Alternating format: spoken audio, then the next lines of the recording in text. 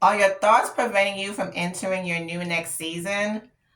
I know for me, with public speaking, I allowed my doubts, my comparison of others to prevent me from even wanting to pursue speaking. And the thing with doubts and comparison, respectfully, the people that you're comparing to don't even care about you.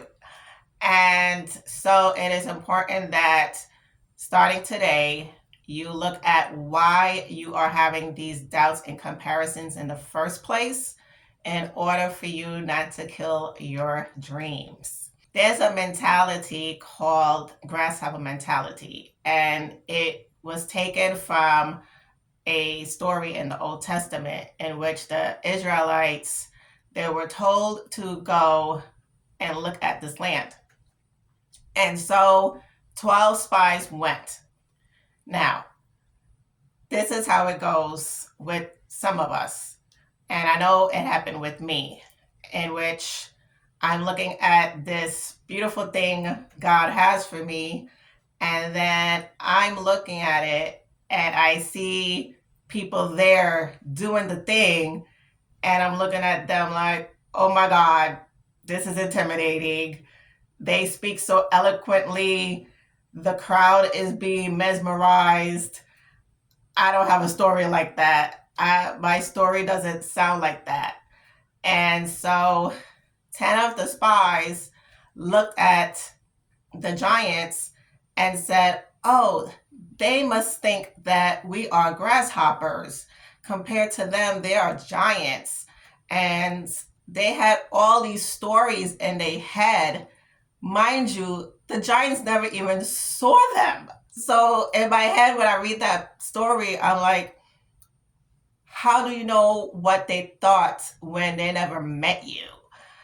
And that's what God had to tell me. Speakers, they have their life story, and some people relate, some people don't. And you have a life story. Some people will relate, and some people won't. And hence why there's over 1,000 speakers, because not everyone relates to one. It's not one carton box. And once that was eloquently explained to me, it made me realize, like, oh, okay, like I don't need a dramatized story or a story about my grandma, because I wasn't raised with grandparents. So for me, I'm like, oh my gosh, I don't have a story about grandparents or living in the projects. Like, that's not my story. And I felt like if I didn't have a struggle story, that it won't be relevant. But I do have my own struggle story that does not include the other stories that made people famous. And so, with the grasshopper mentality, because as I mentioned, 12 went into that city and 10 came back with a negative report. Two came back saying, oh, we can defeat them. This is no problem. Let's go. Let's enter it now. The gusto. Okay. And so, guess what happened? Yes. The 10 who doubted, who compared, didn't enter the land. And because of that mentality, everybody else who was believing them didn't enter it either.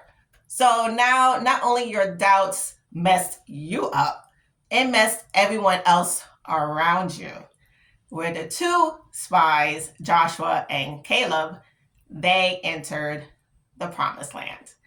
So, today I'll be sharing some tips on how you can stop killing your dreams and your destiny in order for you to spring forward into your new next season, your promised land. First, ask yourself, who told you that these giants were bigger than you? What thoughts in your head made you feel that these giants even thought about you? And these giants could be, a coworker or someone that you see that is the next level to where you want to go. No one had this discussion with you. This discussion, this assumption happened in your head. And you have to take all the thoughts out and ask yourself, okay, why am I thinking this in the first place? What are my doubts and fears that I need to look at them and then tackle them? Number one. Number two, you had two other spies with you who were positive and reinforcing, like, yo, let's go, we got this. Why was it hard for the 10 to jump on their faith? So, number two, if you have any doubts, fears, comparison, and you have people surrounding you, your support system that says, yo, you got this, rub off their faith until yours build up. Because, as I mentioned, the 10 were not able to go to their promised land because of their negative thinking. And it is very important to be around people who encourage you, who got that fire to say, yo, we got this. Like, we're different from them, and we have the most important thing, which is number three: go with God. Do not go alone. Joshua and Caleb remembered who they were with. They were with God. So when you have God with you, you have the biggest giant ever with you. And it's important to stop making the doubts your giant or other people your giant. And remember, the true giant in this whole thing is God. And God will lead you to your next dream, to your next destiny, to your next best thing. But you have to first let go of the fear, the doubts, the comparisons. And as I said, if you have discouragement, jump on the bandwagon of somebody who has the faith, who has the encouragement, who is bold, until you too can have that same gusto, and then you could go into your next season.